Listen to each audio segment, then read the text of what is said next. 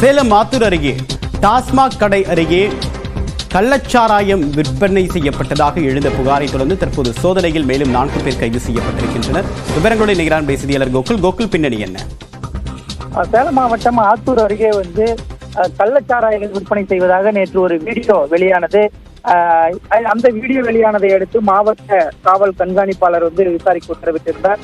அதன் பிறகு அங்கு ரவி என்பவருக்கும் ஜோதிவேலு என்பவருக்கும் ஏற்பட்ட போட்டியில் அவர் கள்ளச்சாராய பாக்கெட்டுகளை அவரே வைத்து வீடியோ எடுத்ததாக ஒரு போலியான வீடியோ பரப்பியதாக ரவி நேற்று இரவு கைது செய்யப்பட்டார். அதே போல அனுமதி இல்லாமல் பார் நடத்தியதாக ஜோதிவேலுவும் நேற்று இரவே கைது செய்யப்பட்டார். இந்த நிலையில் தொடர்ந்து ஆத்தூர் வட்டார பகுதியில் இருக்கக்கூடிய பார்களில் ஆய்வு நடத்தப்பட்டது காவல்துறையினர்.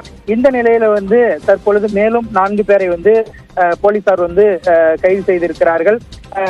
ஆத்தூர் ரயிலடி தெருவில் இருக்கக்கூடிய கடையின் 7145 அருகில் அனுமதியின்றி பார் நடத்தி வந்த கருணாநிதி, ஆனந்த், ராமசாமி ஆகிய 3 பேரும், அதே போல மற்றொரு பார் நடத்தி வந்த ஒருவரும் என மொத்தம் 4 பேரை தற்பொழுது காவல்துறையினர் கைது செய்து தொடர்ந்து விசாரணை நடத்தி வருகிறார்கள். பாலவேல், உங்களது விரிவான தகவலுக்கு நன்றி கோகுல்.